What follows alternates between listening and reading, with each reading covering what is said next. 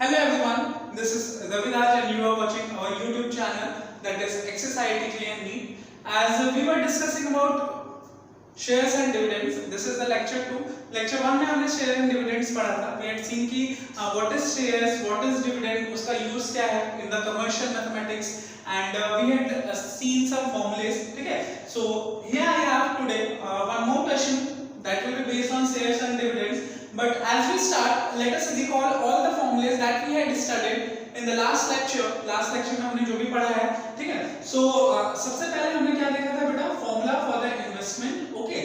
And investment हमेशा किस पे लगता है? Investment is always done in the market value, okay? So what will be the investment? That is यदि आपने 10 शेयर्स खरीदे हैं, so कितना हो जाएगा बेटा? 10 into MB. मार्केट वैल्यू यदि एक शेयर का जो भी होगा यदि वो होगा, यदि आपने 10 शेयर्स खरीदे हैं तो 10 into जो भी उसका मार्केट वैल्यू होगा, उसी तरीके से if you have bought n shares तो ये कितना हो जाएगा? इन्वेस्टमेंट आपको कितना तो करना पड़ेगा, that is n times of MB.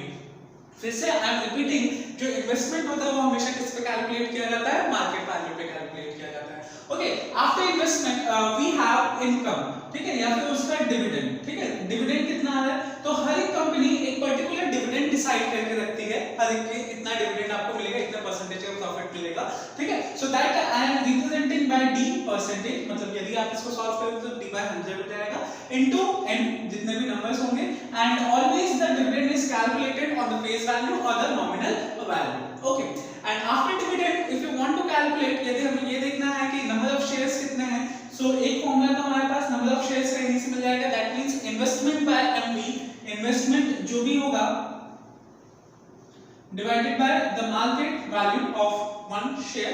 ठीक है, एक शेयर का मार्केट वैल्यू जितना भी होगा, और if you want to calculate it by income, तो जो भी उसका टोटल इनकम होगा डिवाइडेड बाय इनकम हमेशा किससे आता है बेटा? फेस वैल्यू से आता है. सो इनकम जितना भी आ रहा है, इनकम जितना भी आ रहा है divided by profit from one share, एक शेयर से जितना भी प्रॉफिट आ रहा है, जैसे में जितना भी आपके पास टोटल आया है, जितना भी प्रॉफिट आया डिवाइडेड बाय कि एक से कितना प्रॉफिट आता है. ठीक है, and the next formula that we have is return percentage, कि आपको कितना मिला.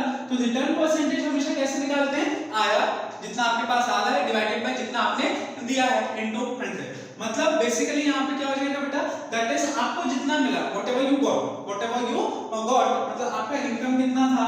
टोटल इनकम ऑफ 1 ईयर, जो भी एनुअल हुआ, annual income. So we can write over here annual income divided by जो इन्वेस्टमेंट था इनटू कितना? 100. Okay, so one more formula I would like to add over here. एक और formula मैं आपको ऐड करूंगा, दैट इज बहुत सारे क्वेश्चंस बहुत इजीली से सॉल्व हो जाएंगे. ठीक है, दैट इज कि आप जो भी डिविडेंड परसेंट होगा, डी परसेंट डिविडेंड परसेंट, और डिविडेंड परसेंट हमेशा किस पे लगेगा बेटा? दैट इज एफवी पे, फेस वैल्यू पे. Dividend percent on face value FV will always be equal to, dividend percent on face value will always be equal to जो भी आपका income percentage है, return percentage है, and ये हमेशा किस पे कैलकुलेट किया जाएगा? that will be on the market value. Okay, so these are the 5 formulas. आप एक बार इसे ध्यान से देख लीजिए. We are going to do our next question. एक क्वेश्चन तो हमने लास्ट लेक्चर में किया ही है. We are going to do this question over today. Okay, so just have a look on this. We can proceed, so that we can proceed. Okay. चलिए, so hope सारे formulas आपने recall कर लिए. Now let us go with this question. What question says? A man invests rupees 20,020 in buying shares of nominal value, जिसका nominal value आपको दिया है basically face value या nominal value that has been known to you, and the face value is rupees 26 रुपए है at 10% premium. मतलब इसका जो मार्केट वैल्यू होगा बेटा वो 26 रुपए का 10% ज्यादा होगा. मतलब बेसिकली यदि मैं मार्केट वैल्यू निकालूं तो मार्केट वैल्यू कितना होगा? 26 रुपीस तो होगा ही होगा, साथ ही साथ इसका और एक्स्ट्रा कितना होगा? 10%. यस और no? That means 26 plus 2.6 26 plus 2.6, right? And that will be equal to 28.6. So this is basically the market value. तो हमें फेस वैल्यू पता चल गया, मार्केट वैल्यू पता चल गया, और जो टोटल इन्वेस्टमेंट है वो भी मुझे पता है. That investment is of rupees 20,020. yes or no? 20,020 का. The dividend percent आपको d परसेंट भी पता है. dividend percent is 15%. So now ये वो चीजें हैं जो मुझे क्वेश्चन में बताया. अब मुझे पता करना है number of shares, that means n. n का फॉर्मूला है investment upon upon NV. I know the investment, I know NV, then I can directly calculate over here. And what will be N? Then first जो part है आपका, that is N, which is investment, जो भी आपका investment हुआ है upon the market value. What is the investment? Total investment कितने का हुआ है? 20,020 का, right? And what is the market value? That is of market value 28.6, जिसको मैं एक और इस तरीके से लगा सकता हूँ. Now as we cancel it, ये देखिए ये 286 को आप 7 times से cancel करोगे तो you will be getting 2002. So what we have over here is 700. मतलब कितने नंबर ऑफ शेयर्स को खरीद रहा है? 700 खरीद रहा है. Okay, so first part is completed, I guess. Second, dividend he receives annually. ठीक है, तो dividend ये है. तो यदि मुझे basically आपको एक चीज समझ में आ रहा होगा कि यदि आपको ये formulas पता है, then you can do everything चुटकियों में, हर एक चीज चुटकी में कैलकुलेट करो. What this complete chapter को क्या चाहिए कि वो आप इन 5 formulas को याद करो अच्छे से, ठीक है. और ये क्वेश्चन को रीड करना आना चाहिए कि कब कहाँ पे क्या दिया हुआ है, ठीक है. So if we see second part of the question, that is dividend he receives annually, कितना वो रिसीव कर रहा है annually पे. तो if you want to find the dividend, so that is D% into N into FA. Dividend percent हमें पता है, that means 15/100. Number of shares we know, that is 700. And what is the FA? That means face value, and that is 26. So ये दो zero से ये दो zero cancel हो गया. 15 7 सा होता है 105, okay, and into 26. So as we multiply 105 into 26, I can multiply कर देते हैं. So this will be 30 and this will be 6, and 105 into 10 will be 210. So what we get finally, that is 2730. So this is 2730 is the monthly income. वो एक दिन में कितना कमा रहा है, एक साल में कितना कमा रहा है, annual income है, that is rupees 2730. So second part complete हो गया. Third is rate of interest he gets annually. Rate of interest कितना आ रहा है? So rate of interest basically ये है हमारा return percentage, and that is income, annual income जो है divided by उसने कितना इन्वेस्ट किया था. annual income हमारे पास कितना आया था बेटा, that is 2730. this is the annual income. और उसने इन्वेस्टमेंट कितने का किया, that is 20020, इसलिए कैंसिल हो गया. और किससे कैंसिल हो सकता है? 3 से हम इसे कैंसिल कर सकते हैं क्या? Yeah, we can cancel it. So finally what we will be getting 2730, and finally यहाँ पे जो मेरे पास आएगा, that is 150/11%. उसको हम और भी सॉल्व कर सकते हैं. Even in fact we can get in the mixed fraction में भी लिख सकते हैं. So this is our rate of interest, that is 150/11%. We can cancel out these things to get the answer, that is 150/11%. तो इस तरीके से what question needs is just the formula, and फिर से मैं वही यहाँ पे आपको यूज करूँगा. I will use the same slogan, that is put the formula and get the answer. So just take a screenshot that so that you can move on another question. And basically another question में अभी हम कुछ और चीज नया सीखने वाले हैं in this lecture. So just have a screenshot so that you can move on.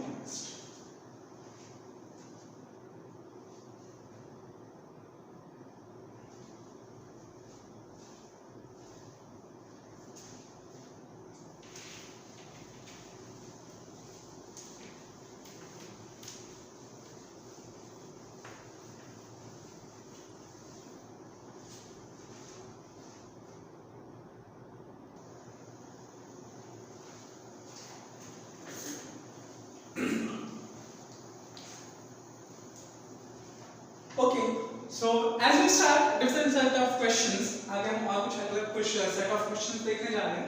But in that a term has been used, that is sales proceeds. ठीक है, sales proceed का मतलब क्या होता है बेटा, ध्यान से सुनिएगा. मान लीजिए हमने ऑलरेडी किसी कंपनी में शेयर खरीद रखा है. So I will be having a face value, I will be having a nominal value. उस कंपनी का मेरे पास face value भी होगा, nominal value भी होगा, face value, nominal value, market value भी होगा. ठीक है. In fact face value वो value होगा जो अभी कंपनी का actual का, market value वही जिस पर हमने उसे खरीदा है, इन्वेस्टमेंट किया, और face value वो होगा जो कंपनी हमें इनकम देगी जिस पर डिपेंडेंट होगी, right. So what is the sales proceeds then? देखिए हमारा ऑलरेडी एक कंपनी में शेयर था मेरा, ठीक है, वहां पे चल रहा था, प्रॉफिट हो रहा है, लॉस हो रहा है, whatever is being done over there, ठीक है. वहां पे यदि मुझे अच्छा नहीं लग रहा, I am not feeling good over there, तो मैंने यहाँ क्या किया कि उस सेल्स को बेच दिया. I just sold those shares, मैंने उन शेयर्स को बेच दिया. उन शेयर्स को बेचने से मुझे जो पैसा मिलेगा वो मैं किसी और शेयर में किसी और कंपनी में लगा दूंगा, ठीक है, उनके शेयर्स खरीदने में। मतलब बेसिकली ये काम हुआ कि मैंने एक कंपनी में ऑलरेडी जहां पे मेरा शेयर था, शेयर्स थे मेरे, मैंने उसको बेच दिया उस कंपनी को, और उन पैसों से whatever the money I got from those shares मैंने उसे दूसरे कंपनी में खरीद लिया। So this is known as sales produce. यहां से मुझे प्रोसीड्स, यहां से मुझे जितना भी पैसा मिला, एनुअल इनकम तो आ ही रहा था, बट यहां से मुझे उन शेयर्स को बेचने के बाद जितना भी पैसा मिला वो पैसा मैंने इन्वेस्ट कर दिया इन सम अदर कंपनी, ठीक है। तो that is called sales proceed. तो बेसिकली सेल्स प्रोसीड क्या होगा कि आपने कितनी अमाउंट में वहां से बेच दिया वहां पे और यहां पे कितना अमाउंट लगा दिया, that is the sales proceed. Okay, so let us see some question देखते हैं तो आपको समझ में आएगा। और हमेशा पता है कि जब कभी भी हम बेचेंगे तो that will be always on the market value, हमेशा मार्केट वैल्यू पे होगा। Okay, so let us see the question that is mister Sharma has 60 shares of nominal value। यहाँ पे ऑलरेडी एक कंपनी की बात करें तो इसके पास ऑलरेडी 60 शेयर्स हैं जहाँ जिसका नॉमिनल वैल्यू 100 है, ठीक है, जिसका नॉमिनल वैल्यू कितना है बेटा 100 है, ठीक है। In the first company the nominal value is 100 and he decides to sell them when they are at a premium of 60%। मतलब अभी 60% प्रॉफिट पे चल रहा है, तब उसने बोला ठीक है भाई इसको बेच देते हैं, ठीक है। तो सबसे पहले मुझे नॉमिनल वैल्यू पता है, then I can calculate the market value, yes or no। so देखिए if I know the nominal value कि nominal value 100 रुपीस है तो market value is at a profit of 60% क्योंकि प्रीमियम पे है, above par है, तो 100 प्लस मार्केट वैल्यू कितना होगा 100 प्लस उसका 60%, दैट मींस 60 बाय 100 इनटू 100। सो एक आंसर होके मुझे कितना मिल गया बेटा, दैट इज 160। तो मार्केट वैल्यू कितना है 160, नॉमिनल वैल्यू कितना है 100। अच्छा, अब मैंने क्या किया, ये शेयर्स को, ठीक है, मैंने when they are at a 60% premium he sold, he decides to sell, उसने बेचने का सोचा, ठीक है। तो एक शेयर का मार्केट वैल्यू 160 है, if the market value of one share is 160, then मुझे टोटल कितने शेयर्स बेचने हैं बेटा 60 शेयर्स, सारे के सारे शेयर्स मैंने बेच दिया। तो यहां से क्या होगा, सेल्स प्रोसीड्स कितना हो जाएगा बेटा, that is n into the market value. Sales proceed कितना हो जाएगा n इनटू मार्केट वैल्यू।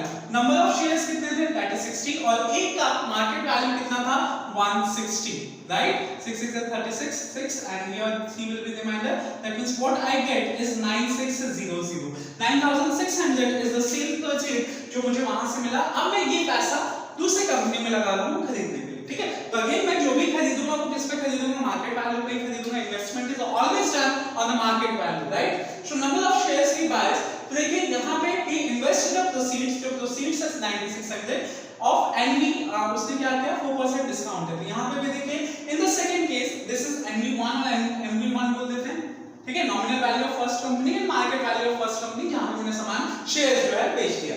अभी मुझे दूसरी कंपनी के लिए देखना है जहां पे मैं उस शेयर्स को, अपने पैसे को इन्वेस्ट कर रहा हूं इन बाइंग द शेयर्स। तो इन एनवी2 nominal value of 2 has been mentioned in the question, that is ₹50, yes or no।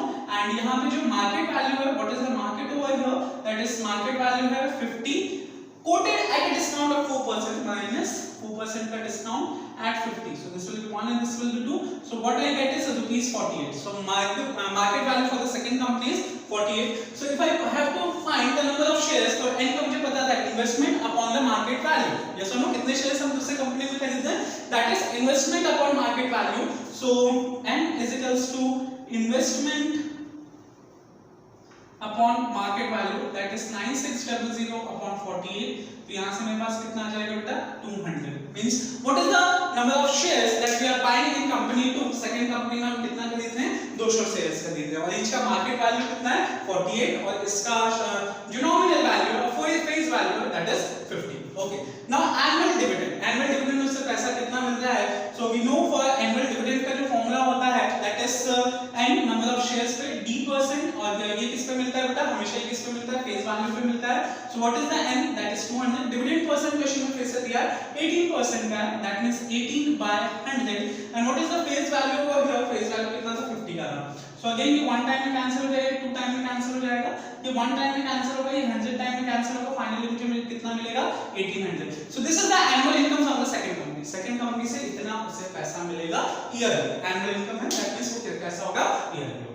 Got it? चलिए, सो इस तरीके से क्वेश्चंस करना है, जो भी आपको बस सेल्स प्रोसीड्स का याद रखना है, यहाँ से कितना मिला मुझे पूरा करके यहाँ पे लगाना। कभी क्वेश्चन में ये भी बोल देता है कि जो भी इसका सेल्स प्रोसीड्स है वो अपने एनुअल इनकम को ऐड करके बोल रहा है। मतलब ये तो मेरा सेल्स प्रोसीड आया, अब इसने क्या किया कि यहाँ पे जितना भी पैसा मिला उतना इन्वेस्ट किया, ठीक है। अब लेट्स से क्या हुआ कि सबसे पहले मैंने एनुअल इनकम उठा लिया, ठीक है। दिसंबर में लेट्स से एनुअल इनकम आता है, तो मैंने दिसंबर में एनुअल इनकम उठा लिया और जनवरी में बेच दिया। तो मैंने क्या किया, एनुअल इनकम के साथ साथ जो एनुअल इनकम है और जो सेल्स प्रोसीड्स है दोनों को मिला के लगा दिया। तो यहाँ का एनुअल इनकम आप निकाल सकते हो, राइट, और यहाँ का सेल्स प्रोसीड्स निकाल सकते हो, तो दोनों को प्लस करके that will be the investment in that case. यदि क्वेश्चन आपको बोल रहा है कि एनुअल इनकम की सेल्स प्रोसीड्स और एनुअल इनकम मिला के उसने दूसरे कंपनी में इन्वेस्ट किया, तो यहाँ पे जो आपका एनुअल इनकम होगा और जो आपका सेल्स प्रोसीड्स होगा दोनों को प्लस करोगे तो अब जाके आपको न्यू इन्वेस्टमेंट मिलेगा, ठीक है। चलिए क्वेश्चन नंबर 2 पे आते हैं। विवेक जी के बारे में बात करते हैं।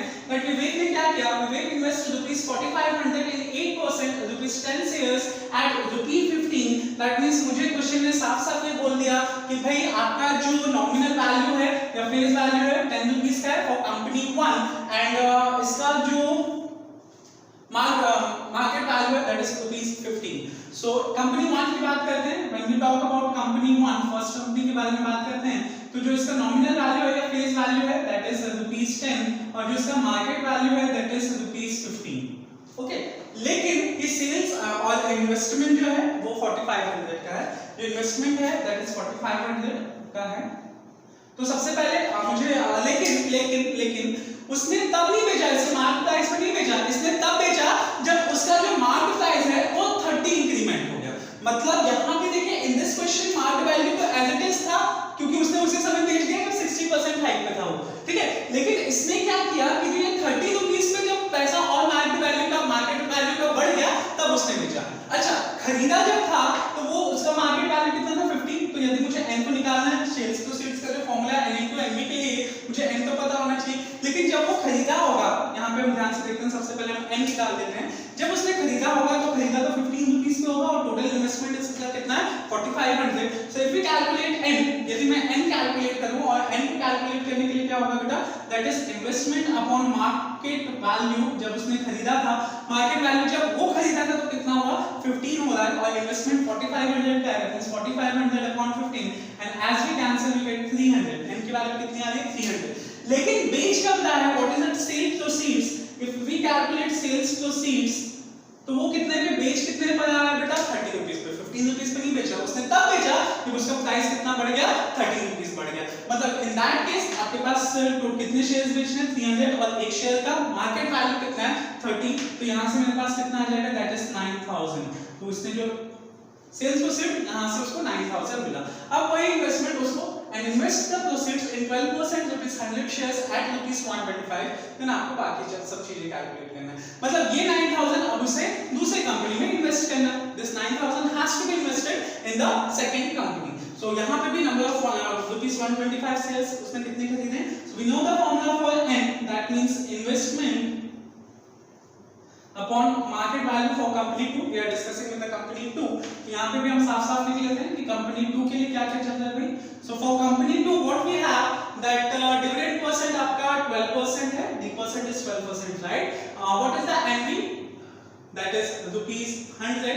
What is the market value? That is ₹125. Investment मुझे पता है लेकिन क्योंकि sales proceeds is the investment. So that means 9000 and market value कितना है बेटा आपका 125. मार्केट वैल्यू कितना है 125. Can you cancel it by 5 से जब हम कैलकुलेट करेंगे तो 25 टाइम्स में और 5 से करोगे तो 1 टाइम्स में 40 बचेगा, दैट मींस 1800, राइट। फिर से हम काट सकते हैं 5 टाइम्स में और इसमें कितने टाइम्स में काट सकते हैं 360 and again we can cancel out this in 37T2, right. So number of n कितने शेयर्स को बाय कर रहा है सेकंड वाली कंपनी में, that is 72 and change in this annual income from the dividend. मतलब हमें फर्स्ट ईयर का भी निकालना है, सेकंड ईयर का भी निकालना है और उसको सबट्रैक्ट करना है तभी मुझे मिलेगा। सो annual income in first company will be कितना होता है बेटा n into d% into face value, right. n कितना है बेटा फर्स्ट वाले केस में n कितना था आपका 300 into d%, d% कितना था that is 8/100 and what is the face value over here, face value कितना है 10 का है। सो 2 जीरो से 2 जीरो कैंसिल हो गया, यहाँ से मुझे मिला कि annual income in company 1, first company में जो आ रहा था that was ₹240. If we calculate annual income in the second company में annual income कितना होगा, तो फॉर्मूला तो सेम रहेगा, that means n into d% into FV, but everything will be going on for company 2. So what is the n over there? N कितना है 72, d% कितना था, that is 12/100, and what is the face value over here, that is again 100.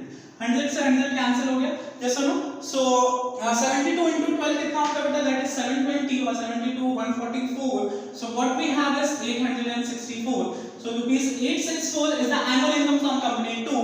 So if we calculate change in AI, change in annual income, that is 864 minus 240. So what we get is 0 to 620 rupees.